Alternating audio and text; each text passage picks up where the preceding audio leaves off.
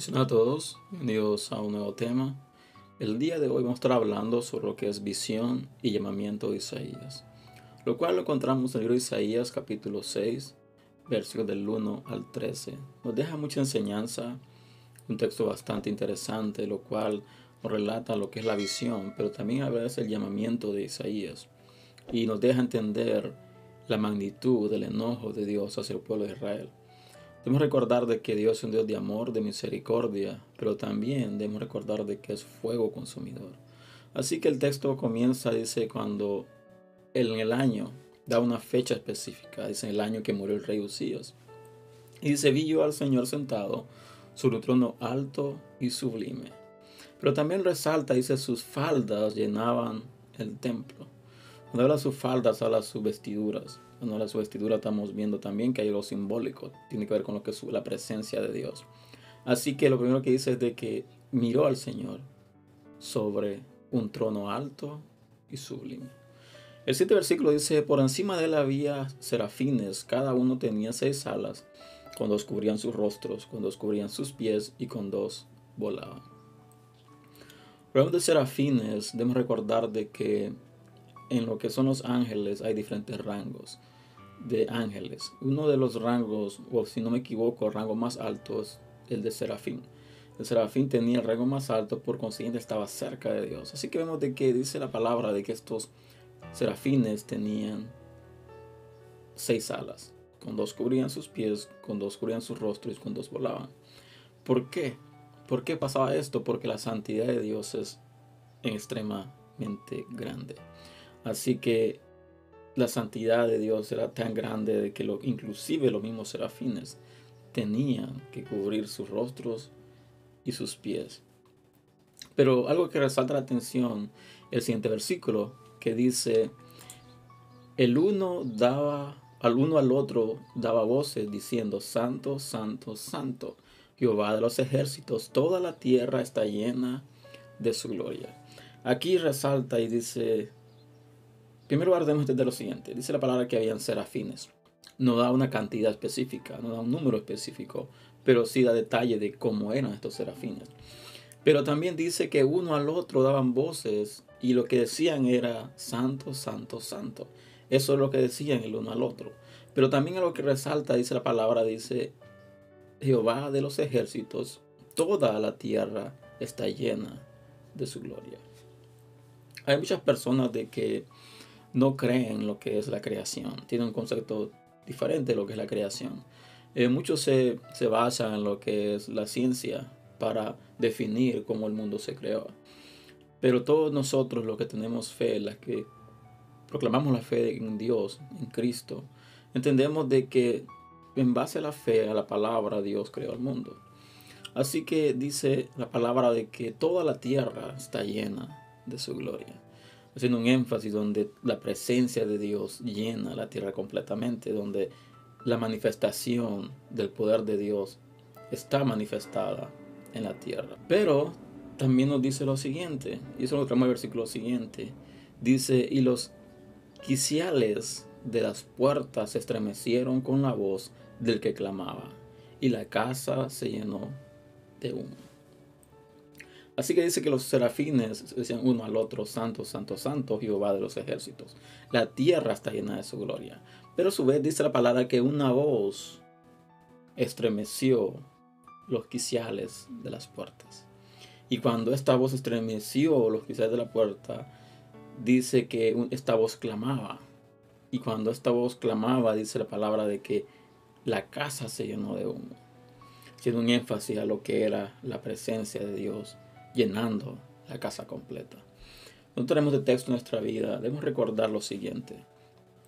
Nosotros venimos al templo, venimos a la casa del Señor a orar, a adorar, a exaltar el nombre del Señor, a ser capacitados e instruidos. Es una mezcla de muchas cosas. Pero el objetivo primordial que debemos entender de que venimos a la iglesia es a exaltar el nombre del Señor. Venimos a adorar el nombre del Señor. Y muchos de nosotros, y debemos ser realistas, venimos a lo que es a recibir algo, respuesta a nuestras peticiones, venimos a recibir consuelo, venimos a recibir, sí, pero debemos entender esto.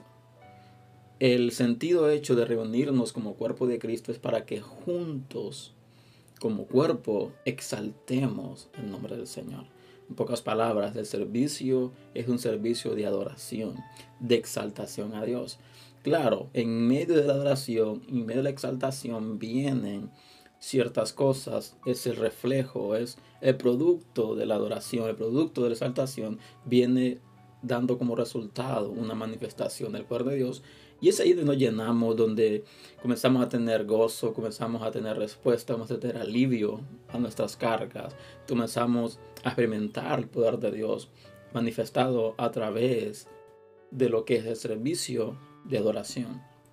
Pero el punto principal es de exaltar el nombre del Señor. Así que seguidamente dice el siguiente versículo: entonces dije, ay de mí, que soy muerto, porque siendo hombre inmundo de labios y habitando en medio del pueblo que tiene labios inmundos, han visto mis ojos al Rey, Jehová de los ejércitos. Algo que debemos entender lo siguiente. La palabra dice de que Moisés era el único que miraba a Dios cara a cara. Por consiguiente, Dios mismo manifestó de que solamente a Moisés él podía manifestarse de cara a cara, pero a los profetas, a los visionarios y todo lo demás se le iba a presentar en visiones, en sueños, pero nada más a Moisés se le presentaría de cara a cara. Así que vemos en este momento a Isaías.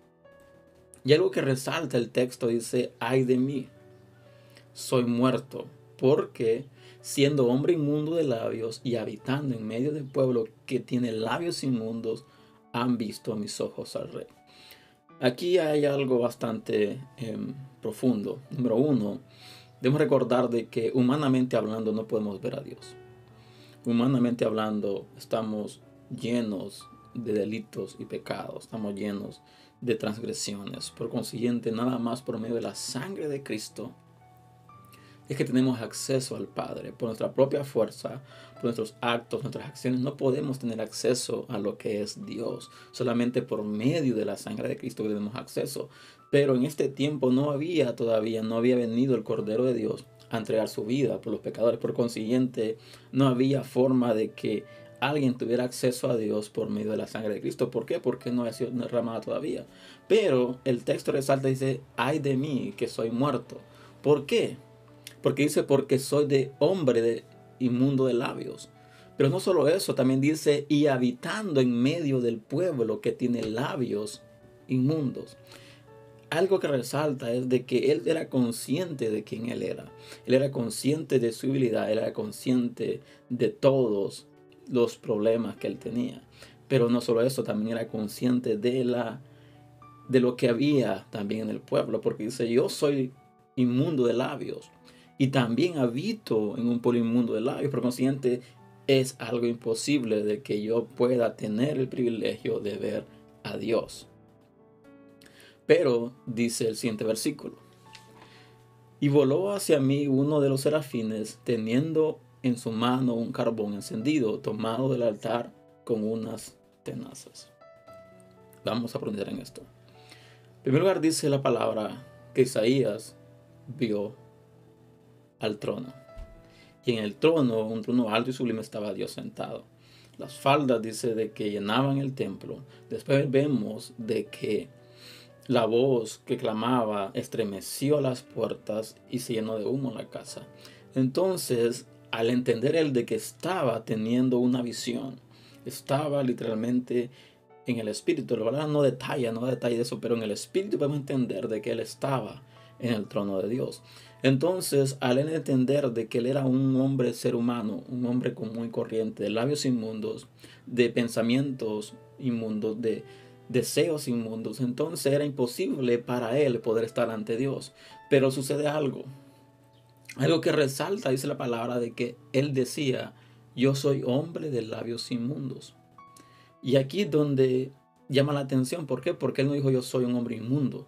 Él no dijo yo soy un hombre pecador. Él no dijo eso. Dijo yo soy un hombre de labios inmundos. En pocas palabras, mis palabras no están alineadas a las palabras de Dios. Pero vemos de que dice la palabra de que un serafín va hacia él.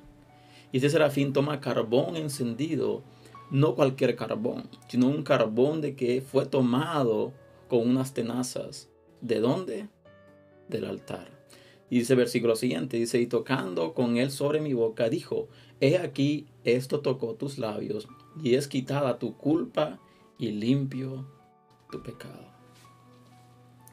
Es algo magnífico. ¿Por qué? Porque aquí dice la palabra de que el carbón encendido tomado del altar de Dios, puesto en la boca del profeta, dice de que eso accionó y hizo de que los labios de Isaías dejaran de ser inmundos y fueran limpiados, fuera quitada la culpa. Pero también dice que su pecado fue limpio. Debo recordar una cosa, hay una diferencia entre limpieza de pecado y perdón de pecados. Los judíos practicaban lo que era la limpieza del pecado, donde el sacerdote ponía la mano y ponía la mano sobre el cordero que iba a ser sacrificado, y todos los pecados caían. Entonces los pecados eran limpios, iban puestos sobre el cordero era sacrificado, la sangre rociada en el altar de Dios, y esto daba un año más de la limpieza de sus pecados. Pero cuando Cristo vino, hubo perdón de pecados. Así que los pecados no solo eran limpios, sino que eran perdonados y eran echados fuera de nosotros. Y dice el versículo siguiente, después oí la voz del Señor que decía, ¿a quién enviaré? ¿Y quién irá por nosotros? Entonces respondí yo, heme aquí, envíame a mí. Este texto número 8, estoy casi 100% seguro de que muchos de nosotros, cuando conocimos del Señor, cuando nos convertimos al Evangelio, nos convertimos a ser discípulos de Dios, ser discípulos de Cristo, algo de que primero que quisimos, o el trato que hicimos con Dios, fue de servirle a Él. El trato que hicimos era de servirle a Él en todo lo que pudiéramos hacer. Cuando comenzamos a servir al Señor, comenzamos a involucrarnos en muchas cosas. Queríamos hacer de todo lo que pudiéramos hacer, donde pudiéramos trabajar, queríamos trabajar. Pero pasando el tiempo, como que ese deseo comienza a menguar, eso comienza a disiparse. Y entonces ya no queremos servir, ya no queremos hacer cosas, donde ya comenzamos a tomar posturas diferentes, ya nuestro deseo cambia. Y esta frase que muchos de nosotros dijimos en un principio de heme aquí, envíame a mí, comienza a perder peso, perder valor. Entonces, aquí dice la palabra de que Dios hace una pregunta, que dice, ¿a quién enviaré? En singular. Dice, ¿y quién irá por nosotros? Aquí habla en plural. La pregunta es esta, ¿por qué Dios habla en singular y a su vez habla en plural? Muchos no creen en lo que es la Trinidad, en lo que es Dios Padre, Dios Hijo y Espíritu Santo. Hay muchos que creen nada más en Cristo, otros que no creen ni en Cristo y no más creen en Jehová. Pero aquí la palabra hace la pregunta y dice, ¿a quién enviaré? Hablando de Dios. ¿Y quién irá por nosotros? Hablando de lo que es Hijo y Espíritu Santo. Entonces dice la palabra de que Isaías dice, heme aquí, envíame a mí. Pero dice el versículo siguiente, y dijo, anda y di a este pueblo, oí bien y no entendáis. Ved por cierto, mas no comprendáis. Y aquí es donde resalta y comienzan muchas preguntas. ¿Por qué Dios escoge a Isaías para que vaya a hablar al pueblo? Pero a su vez dice, andad y di a este pueblo, oíd bien y no entendáis. Ved cierto, mas no comprendáis. ¿Por qué? Porque Dios había comenzado a levantar juicio contra su pueblo. Entonces dice el versículo siguiente, engruesa el corazón de este pueblo y agrava sus oídos y ciega sus ojos para que no vea con sus ojos, ni oiga con sus oídos, ni su corazón entienda, ni se convierta, ni haya para él sanidad. En pocas palabras, Dios está diciendo, voy a enviar a alguien. ¿A quién enviaré? ¿Quién decide o quién acepta el reto de ir a este pueblo? pero iba a ser una tarea bastante complicada, bastante difícil. ¿Por qué? Porque no solo iba a ir a hablar de parte de Dios, sino de que iba a endurecer el corazón del pueblo. Iba a cerrar los oídos, iba a cerrar los ojos para que ni escucharan ni entendieran. Y para que no se convirtieran y a su vez que no hubiera sanidad en ellos. ¿Pero por qué? Porque Dios quería hacer esto. Porque Dios había comenzado a purificar el pueblo el cual Él había escogido. Dios había comenzado su juicio contra su pueblo. Así que dice el versículo siguiente, yo dije, ¿hasta cuándo, Señor? Y respondió Él, hasta que las ciudades estén asoladas y sin morador, y no haya hombre en las casas y la tierra esté hecha un desierto. Isaías preguntando, dice Dios, ¿hasta cuándo estará tu ira?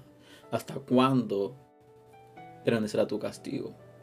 Y el Señor le responde a Isaías y le dice, hasta que quede todo desolado, sin morador, ni haya hombre en las casas y la tierra esté hecha un desierto. Literalmente hasta que todo quede reducido a arena.